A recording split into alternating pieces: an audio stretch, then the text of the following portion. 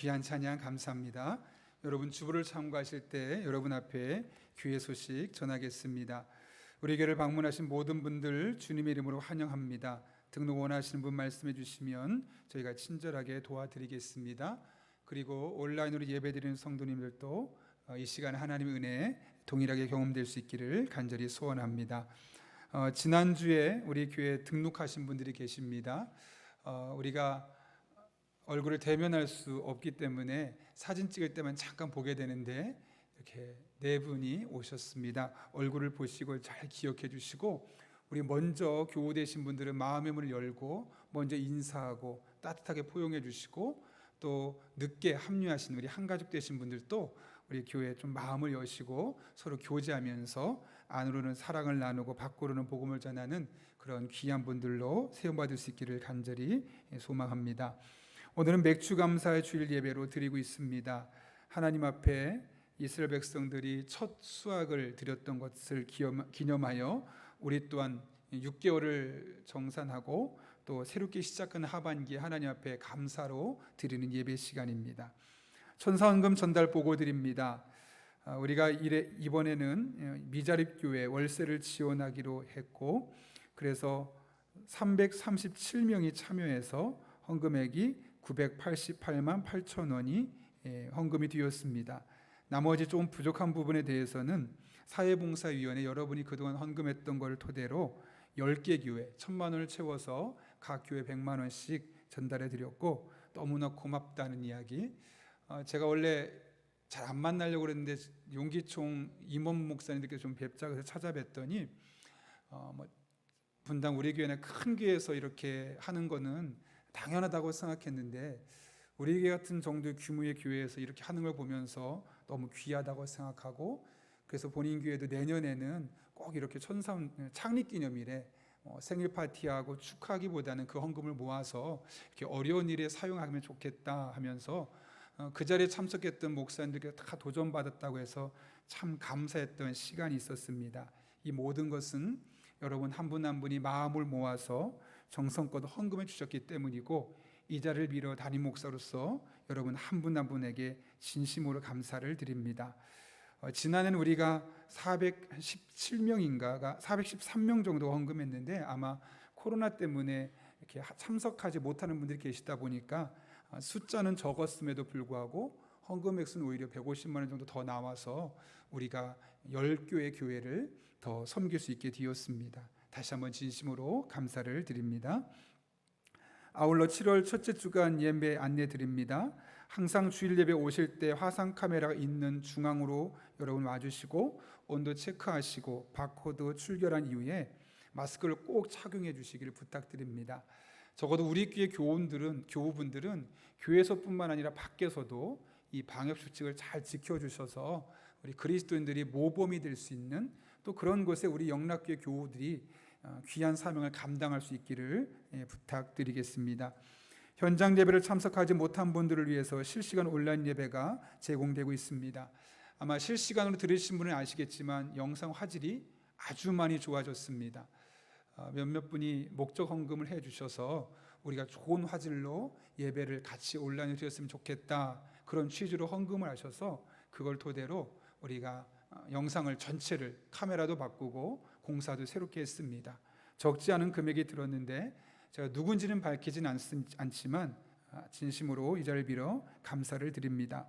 아울러 여러분이 그동안 선교헌금을 잘 해주신 게 너무 감사해서 우리가 선교사님들 정말 요즘 어려운 때인데 선교 헌금 중에 선교지에다가 10만 원씩 더 헌금해 드렸습니다. 그래서 원래 매달 10만 원씩 헌금하는데 이번 달에는 20만 원씩 그분들을 지원하게 되어서 좀 가족과 시간을 보내고 힘을 충전하는 시간을 가지라고 했더니 정말 많은 감사의 표시가 왔습니다. 이렇게 힘든 때, 한국 교회도 힘든데 선교사들에게 선교 후원금 끊지 않은 것만도 감사한데 교회가 생각해 주셔서 이렇게 정말 가족들과 좋은 시간을 보낼 수 있었노라고 이 자리를 빌어 이 부분도 여러분에게 다시 한번 감사를 드립니다. 교회 학교는 현장 예배 중심으로 여전히 드려지면서 온라인으로 함께 드리고 있습니다. 참석 못한 부모님들 아이들 꼭 예배 드릴 수 있도록 가정에서 챙겨주시길 부탁드립니다. 이번 주에 영아부와 유치부가 여름 가정성경학교를 합니다. 생소하죠? 가정성경학교. 코로나 때문에 교회에 있는 시간을 최소화하기 위해서 토요일 날 드라이브 스루 해서 우리가 영상 자료 또 교육 자료 다 준비해 놨습니다. 몇 주 동안 율동도 설교도 다 공과 자료까지 영상으로 지금 녹음하고 있고요. 이 자료를 가지고 토요일 날은 부모님이 아이들을 직접 같이 신앙을 교육을 시킬 수 있도록 해주시고, 주일날 오시면 그 아이들에게 남은 부분을 교회에서 또 함께 하려고 합니다. 새로운 시도지만 정말 열심히 준비했기 때문에 또 큰 유익이 있을 거라 생각합니다. 기도와 후원 부탁드리고, 주보 옆에 보시면 또 옆에 일정 보시면은 계속해서 아동부와 중고등부와 청년부가 예년과는 좀 다른 방식으로 그런 하나님의 은혜가 임하여질 수 있도록 제가 열심히 기도하며 준비하고 있습니다. 같은 마음으로 우리 아이들이 정말 잘 훈련받아서 하나님께서 원하신 일꾼을 세워줄 수 있기를 기도하는 마음으로 동참해 주시기를 부탁드립니다. 3부 예배 후에 은혜실에서 당회가 있습니다. 오후 찬양 예배 안내입니다. 코로나19로 인해서 당분간 오후 찬양 예배는 모이지 않습니다. 대신 그날은 아무런 모임이 없기 때문에 오늘 같은 날은 구역장님과 오이코스 인도자가 권찰님에게 감사 메시지 릴레이를 보내면 이렇게 한 분씩 다 돌아가서 적어도 오늘 하루만큼은 우리 구역 안에 오이코스 안에 감사 제목이 풍성했으면 좋겠다라는 생각을 하게 됩니다. 그냥 지내지 마시고 구역장님과 인도자님들은 꼭 그렇게 권찰님을 통해서 한 분씩 한 분씩 하고 나중에 다 전달이 되었는지 확인해 주시기를 부탁드립니다. 그리고 항상 그렇게 섬겨주시는 구역장님과 오이코스 인도자님 또 권찰님들에게 다시 한번 감사를 드립니다. 전도용품을 상시 비치했습니다. 코로나19로 역시 어려운 상황 가운데 있지만 그럼에도 불구하고 우리가 기회되는 한 복음을 전할 수 있기 위해서 여러 가지 물품을 준비했으니 여러분이 원하시는 대로 가져가서 사용해 주시고, 특별히 마스크도 이제 1000장을 주문했습니다. 그래서 오늘은 많이는 못 났지만 계속해서 놓을 테니까 주변에 정말 필요한 분들에게 복음과 함께 전해드릴 수 있기를 부탁드립니다. 김향임 권사님 가정에서 자녀 결혼 감사로 사랑의 성미 드렸습니다. 전량 도움이 필요한 손길들을 섬기도록 하겠습니다. 더 자세한 광고는 주부를 참고해 주시고 우리 함께 기도하고 하나님의 말씀 나누겠습니다. 거룩하신 아버지 하나님, 우리를 불러주시고 귀한 주님의 전에서 하나님의 말씀 듣게 하시는 은혜 진심으로 감사를 드립니다. 피곤치 않게 하시고 말씀이 신비에 새겨지게 하여 주셔서 우리를 변화시키는 능력이 되게 하여 주옵소서. 함께 하실 줄로 믿사옵고 예수님의 이름으로 기도하옵나이다. 아멘. 우리 한번 웃는 모습으로, 무슨 잘 보이진 않겠지만 눈웃음 먼저 하시고 이렇게 앞뒤 좌우분에게 인사합니다. 그냥 감사합니다. 이렇게 인사하겠습니다.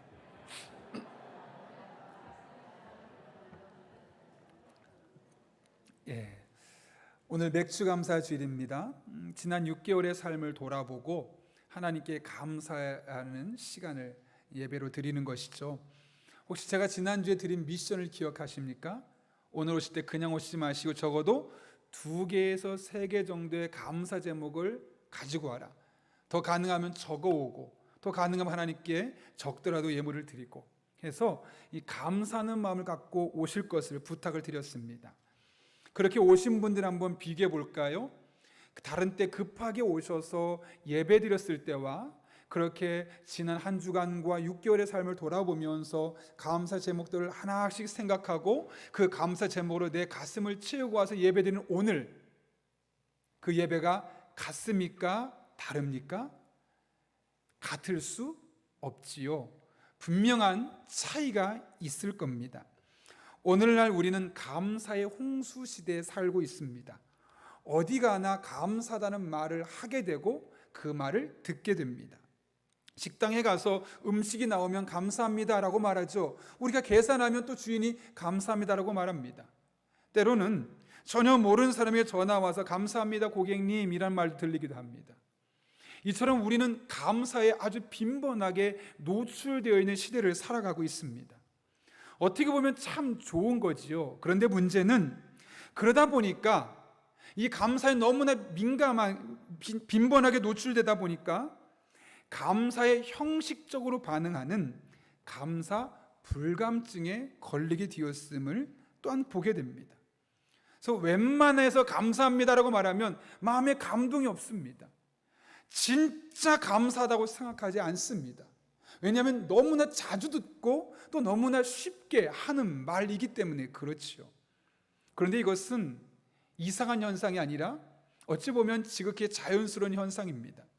잘 아시는 것처럼 사도 바울은 디모데후서 3장 1절과 2절에서 말세의 때가 뒤어지면 어떤 일이 일어날지를 말씀했죠. 제가 한번 읽어보겠습니다. 너는 이것을 알라. 말세 고통하는 때가 이르러 사람들이 자기를 사랑하며 돈을 사랑하며 자랑하며 교만하며 비방하며 부모를 거역하며 감사하지 아니하며. 말세의 여러 가지 특징 중에 하나가 뭐냐면 감사하지 않는다는 것이죠. 당연히 감사해야 되는데 마땅히 감사하는 것이 인간의 도리임에도 불구하고 감사가 너무나 홍수시대에 살고 있다 보니 감사하지 못하고 그 감사를 감사로 느끼지 못하는 이 시대가 지금 우리가 살고 있는 시대임을 말씀하고 있는 것이죠. 이처럼 감사라는 단어는 빈번하게 들리지만 그 감사의 정신이 흐려지고 있는 시대가 바로 우리가 살고 있는 이 시대입니다. 근데 그럼에도 불구하고 감사는 우리에게 필요하고 감사의 표현은 실제로 우리에게 매우 유익하지요. 캐나다에서 감사가 우리 뇌에 끼치는 영향에 대해서 정리한 것이 있는데요. 첫 번째로는 감사를 많이 하는 사람은 더 행복감을 많이 느낀다고 합니다. 감사할 것을 쓰라고 해서 쓴 사람과 오늘 좀 화가 나고 불평할 일이 있어서 쓴 사람을 비교해 봤더니 감사 제목을 쓴 사람들은 훨씬 더 자기의 삶에 열정적으로 대하고 뿐만 아니라 더 행복하다라는 감정을 느낀다는 것이죠. 두 번째로는 감사를 많이 하는 사람일수록 힘든 사람을 돕는 이들이 많다는 겁니다.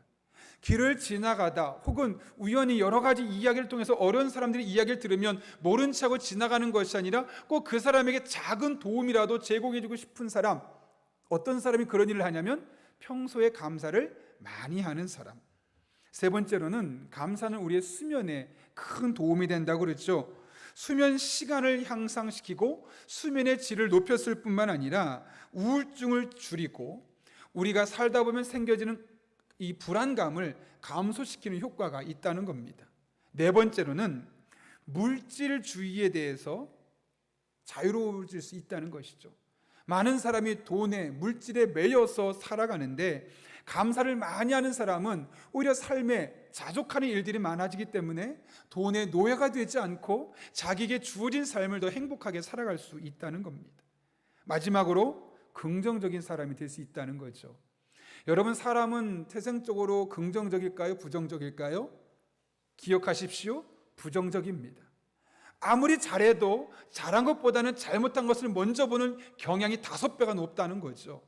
그럼에도 불구하고 자주 감사를 표현하는 사람들은 오히려 부정적인 것을 많이 보는 것이 아니라 긍정을 표현하고 긍정적인 사람으로 살아가는 일들이 많다는 겁니다.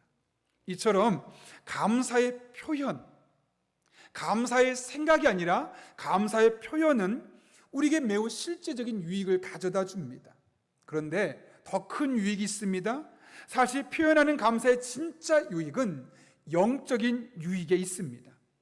우리가 감사를 표현하는 과정을 통해 하나님과의 관계가 새로워지고 감사를 표현하는 과정을 통해 개인의 신앙이 깊어지며 감사의 표현을 통해서 공동체의 화합 정도가 달라질 뿐만 아니라 감사의 표현을 통해서 하나님 나라 공동체가 더욱 넓게 확장되는 것을 경험하게 되는 것이죠.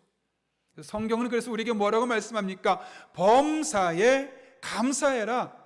왜요? 감사에는 이런 실제적인 또 영적인 유익이 우리에게 있기 때문에 하나님 말씀하는 겁니다. 어떤 상황과 상관없이 늘 감사하는 삶을 살 것을 권면하고 있는 것이죠. 오늘 본문은 다윗이 예루살렘으로 언약궤를 옮기고 나서 가장 먼저 한 일이 무엇인지를 우리에게 소개하고 있습니다. 그것이 무엇인지 오늘 본문 7절 말씀 같이 한번 화면 보고 읽겠습니다. 시작. 그날에 다윗이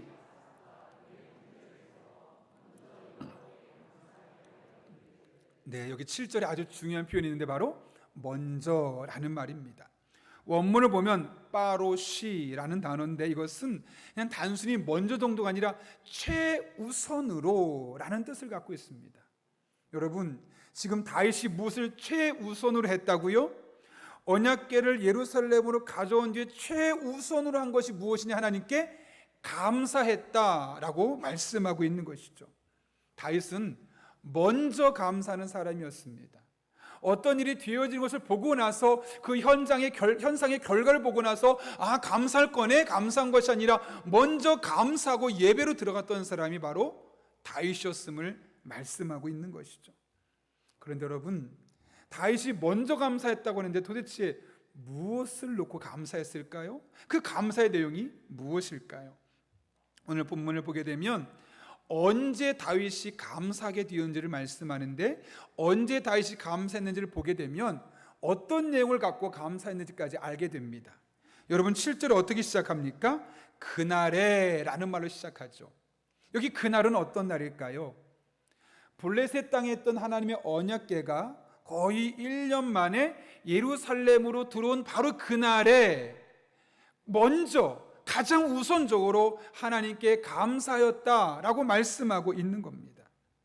여러분, 언약궤는 하나님의 임재, 즉 하나님이 이스라엘 백성과 함께 하시며 은혜를 베푸신다는 의미가 있습니다. 하나님이 이스라엘 백성을 만나 주시는 곳이 바로 언약궤였지요. 다윗은 지금 그 언약궤가 예루살렘에 들어오는 모습을 보며 감사하고 있는 겁니다.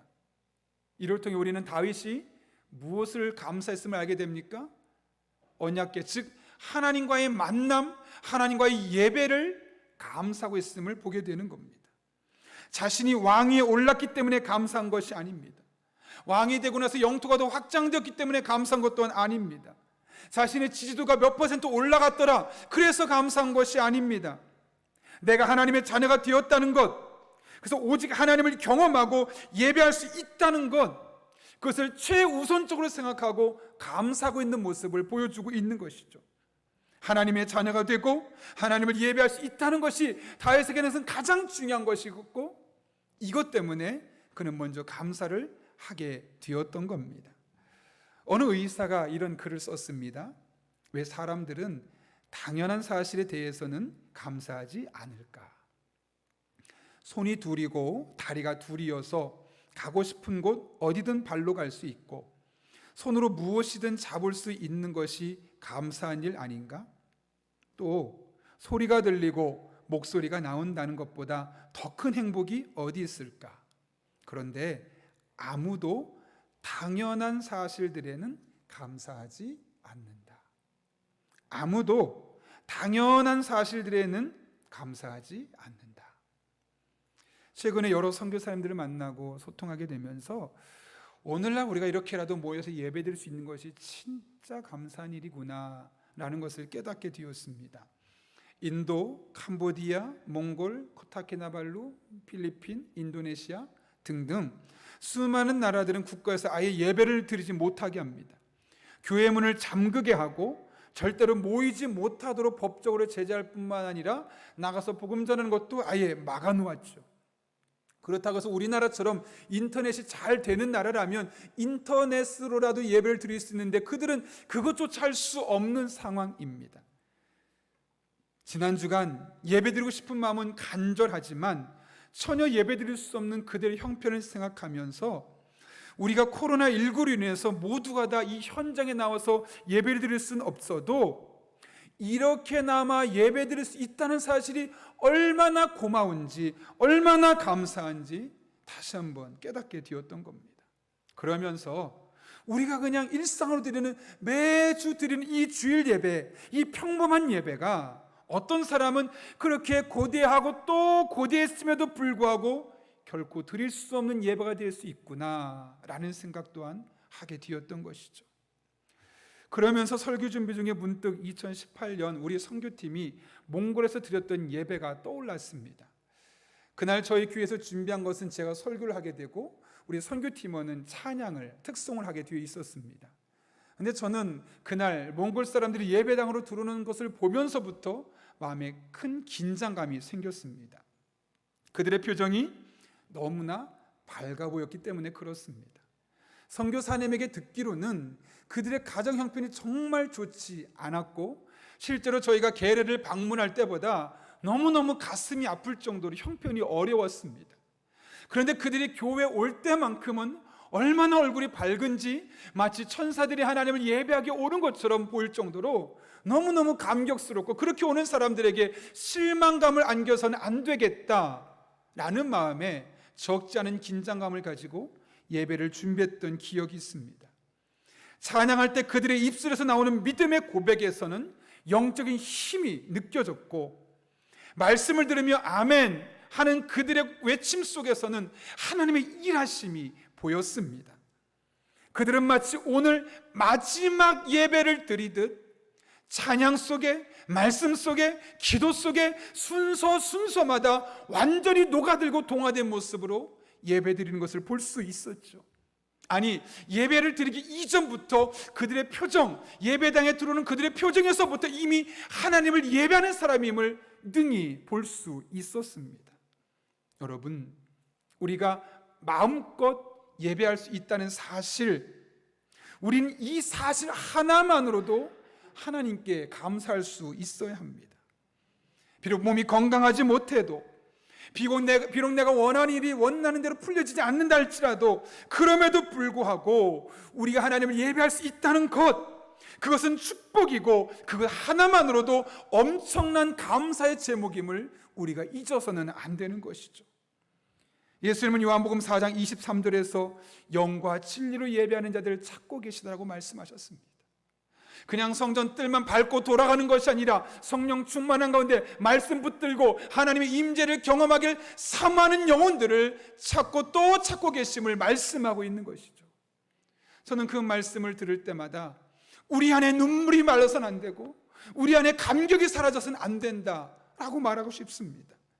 이것이 단순히 여러분을 선동해서 감동적인 예배를 만들겠다라는 것이 아니라, 그렇게 준비된 마음으로 마음의 문을 활짝 열고 와서 단 한 번의 예배를 드리더라도 하나님의 임재를 경험하고 하나님의 살아계심 가슴에 담고 나를 만나주신 하나님이다 믿음의 고백을 가지고 삶의 자리로 나아갔으면 하는 마음이 있기 때문에 그렇습니다.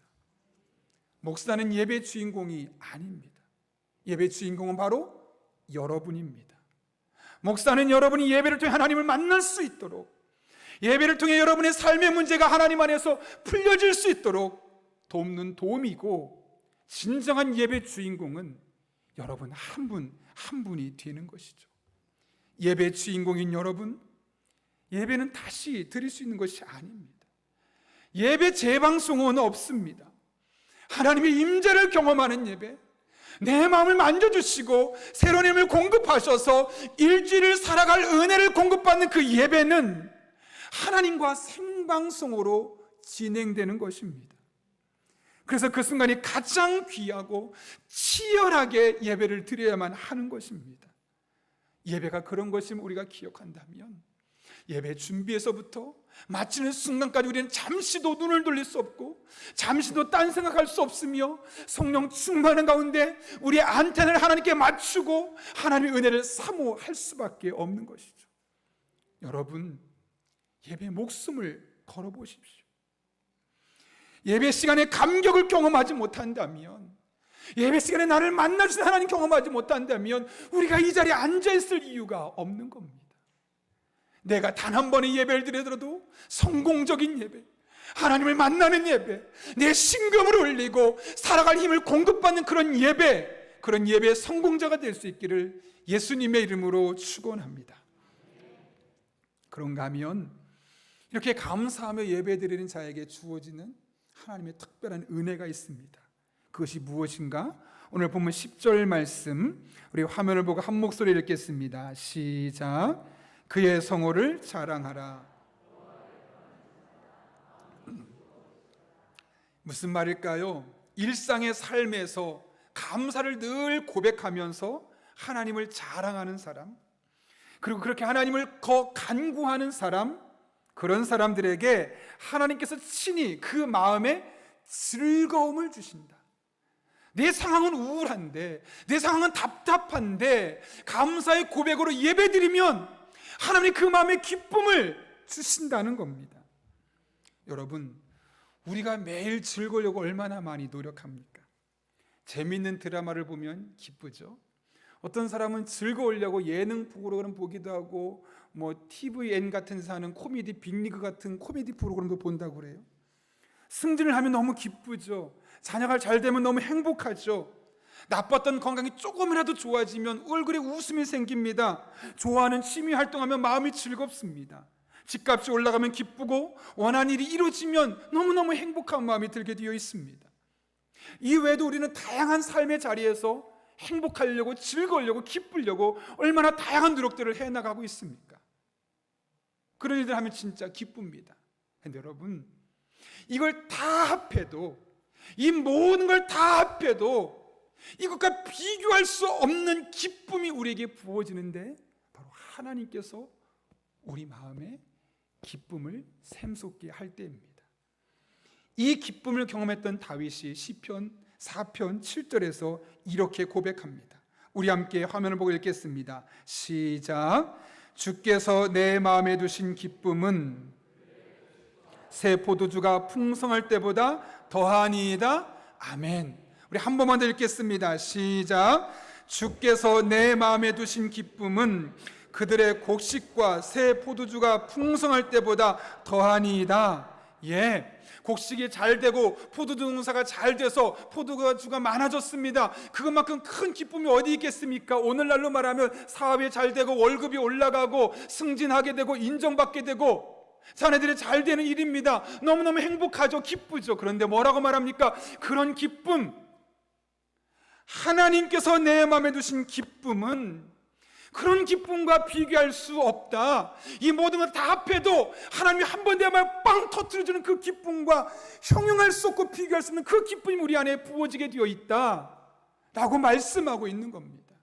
바라기는 저는 우리 교회 교우분들이 주일에 나와서 예배 드릴 때마다 이 기쁨을 경험했으면 좋겠습니다. 월급이 올라갔기 때문에, 건강해졌기 때문에, 관계가 좋아졌기 때문에, 승진했기 때문에 주는 기쁨보다 예배를 드림으로 여러분 안에 샘솟게 하시는 하나님만 줄 수 있는 이 절대적인 기쁨, 이 기쁨이 저와 여러분의 삶 가운데 날마다 샘솟을 수 있기를 예수님의 이름으로 축원합니다. 하박국이 이 하나님의 기쁨을 경험하고 이렇게 고백하죠.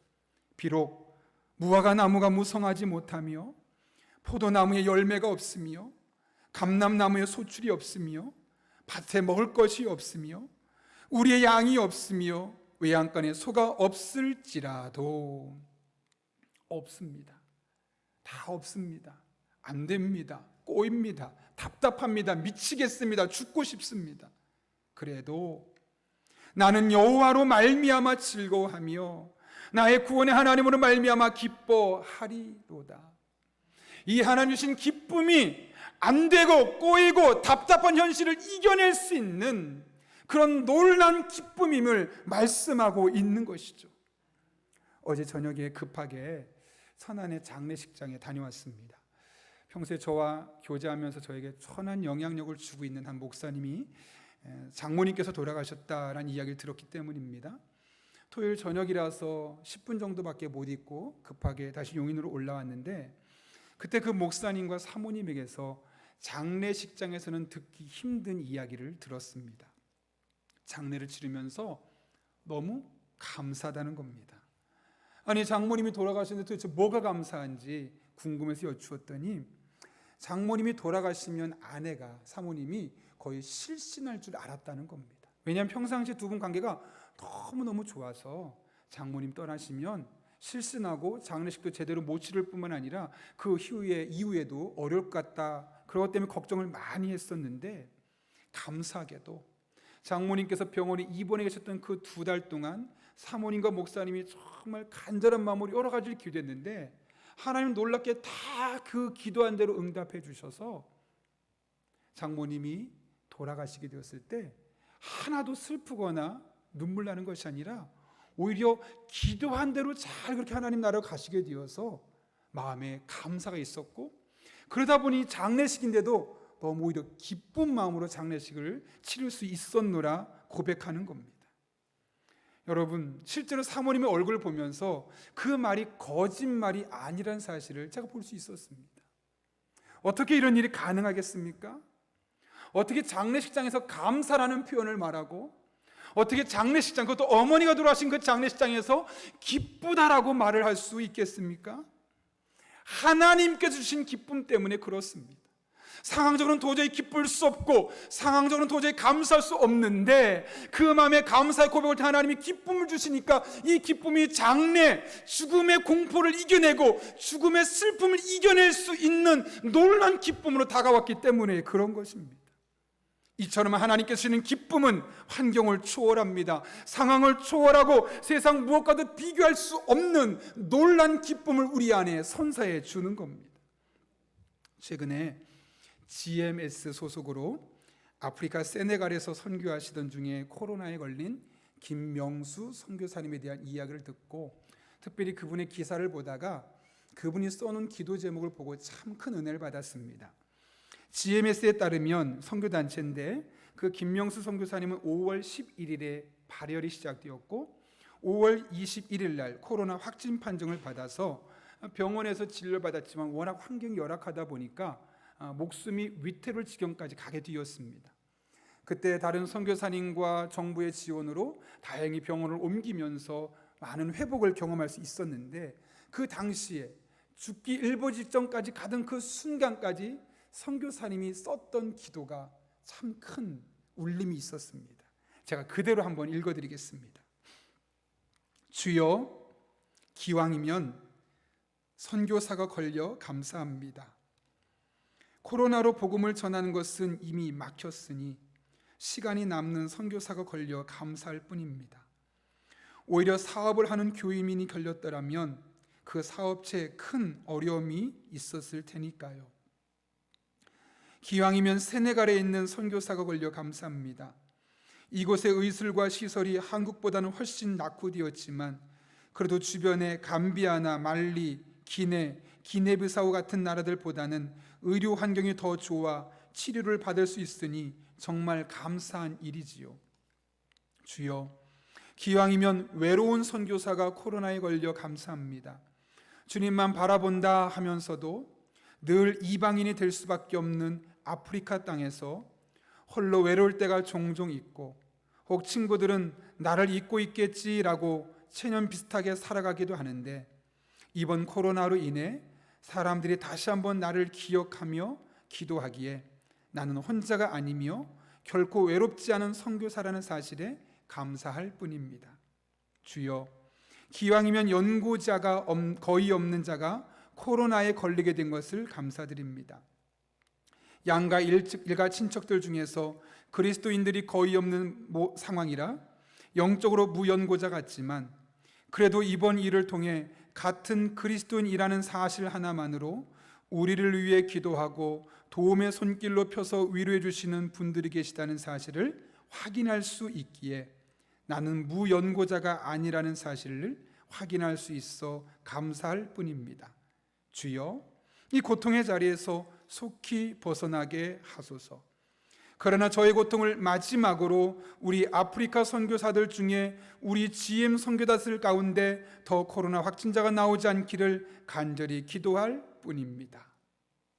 듣기로는 거의 회복이 되었는데 죽음의 지경까지 가는 그 순간에도 하나님 앞에 감사와 기쁨으로 쓴 기도문이라고 합니다. 진짜 기쁨이 있었기 때문에 죽음을 눈앞에 두고서도 감사함으로 기쁨으로 이런 기도를 올릴 수 있었던 것이죠. 이 선교사님이 경험했던 기쁨, 이 기쁨은 진짜 기쁨입니다. 세상의 것으로 경험할 수 없는 기쁨이고 세상의 것이 흉내낼 수 없는 기쁨입니다. 아니, 무엇보다 하나님께 감사하는 자만 경험할 수 있는 진짜 기쁨입니다. 물론 상황이 더 나빠질 수도 있습니다. 예기치 않은 고난이 찾아올 수도 있습니다. 그러나 그런 것은 중요하지 않습니다. 왜냐하면 진짜 기쁨을 한번 맛보았기 때문에 상황이 어떻게 되든 결코 중요하지 않은 것이죠. 바라기는 저는 여러분 한 분 한 분이 이 한 주간을 살아가며 오늘뿐만 아니라 하나님 앞에 진심으로 감사하는 마음으로 일주일을 살아가고 주일 예배를 드릴 때 이 진짜 기쁨을 경험할 수 있기를 바랍니다.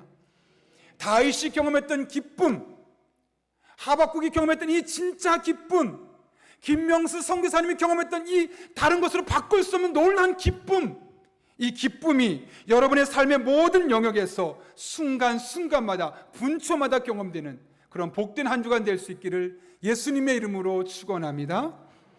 함께 기도하겠습니다. 이 시간 기도할 때 우리 오늘 말씀을 기억하며 하나님 앞에 기도하도록 하겠습니다. 여러분, 우리가 하나님 앞에 예배를 드릴 수 있다는 거 진짜 큰 은혜고 진짜 큰 감사 제목이고 축복입니다. 오늘 그 하나님 앞에 오늘뿐만 아니라 매 주일마다 감격을 갖고 감사함을 갖고 주님 앞에 나와 예배 드릴 수 있도록 우리의 마음을 붙들어 주시고 그런 환경으로 인도해 달라고 기도합니다. 뿐만 아니라 오늘 다윗이 경험했던, 하박국이 경험했던, 그 선교사님과 목사님이 경험했던 그 진짜 기쁨, 세상에 어떤 것으로 바꿀 수 없는 그 기쁨이 예배를 드릴 때마다, 감사로 예배를 드릴 때마다 우리 안에 샘솟게 해주셔서 그 기쁨으로 모든 삶의 근심, 걱정, 시름을 이겨내고 마침내 믿음으로 승리하는 삶을 살 수 있게 해달라고, 또 선교지에서 고생하고 있는 선교사님들의 삶을 지켜주시고 건강을 지켜주시고 빠른 시간 안에 선교사를 감당할 수 있도록 잘 준비될 수 있게 해달라고 우리 같은 기도 제목 가지고 하나님의 은혜를 구하며 1분 정도 간절한 마음으로 함께 기도하겠습니다. 거룩하신 아버지 하나님, 우리를 주님 전에 불러주셔서 귀한 말씀 붙들고 이 한 주를 어떻게 살아갈 수 있어야 할지를 깨닫게 하시는 은혜 진심으로 감사를 드립니다. 하나님 아버지, 우리가 늘 드리는 예배입니다. 매주일 아무렇지 않게 일상으로 드렸던 그 예배를 우리가 하나님 앞에 정말 이 예배를 드릴 수 있다는 사실 얼마나 귀한 것인지를, 감사한 것인지를 오늘 말씀을 통해 깨닫게 하신 은혜 진심으로 감사를 드립니다. 단 한 번의 예배를 드렸다도 허투루 드리지 않게 하시고 감사의 마음을 담아서 온 시간을 집중해 드려서 그 예배를 통해 만나시고 그 예배를 통해 우리 안에 기쁨을 심어주시는 하나님의 놀라운 은총을 경험하는 복된 예배 되게 하시고 그런 복된 예배자가 되게 하여 주옵소서. 특별히 이 시간 선교사님들을 위해서 간절한 마음으로 기도합니다. 하나님, 선교하기 정말 쉽지 않은 상황 가운데 우리 교회가 귀한 선교사님들을 섬길 수 있게 하시는 내 진심으로 감사를 드립니다. 우리의 섬김을 통해 귀한 선교사님들 사명 잘 감당하게 하시고 코로나19로 힘든 상황 가운데 있지만 선교 지원이 끊어지지 않게 하시고 우리 더 많은 선교 지원을 통해서 선교지가 놀랍게 일어서는 것을 경험할 수 있도록 하나님 아버지 은혜를 더하여 주옵소서. 하늘의 은혜를, 하늘의 능력을, 하늘의 지혜를 삼합니다. 주님 역사하여 주옵소서. 거룩하신 아버지 하나님, 이 한 주도 우리로 하여금 어떻게 살아야 할지를 깨닫게 하신 은혜 진심으로 감사를 드립니다. 늘 드리는 예배, 매주 드리는 예배지만 얼마나 귀한 예배인지를 다시 깨닫게 하신 아버지 하나님, 한 주의 예배도 놓치지 않게 하시고 매주일 하나님과 생방송으로 예배드릴 수 있는 주의 종들 되게 하여 주옵소서. 뿐만 아니라 우리 일상 속에서 예배를 통해서, 감사를 통해서 하나님 채워주시는 그 진짜 기쁨을 누리고 그 진짜 기쁨으로 세상의 모든 근심과 시름을 이겨내고 승리자로 살아가는 하나님의 사람들 되게 하여 주옵소서. 예수님의 이름으로 기도하옵나이다. 아멘. 우리 이 시간 찬송가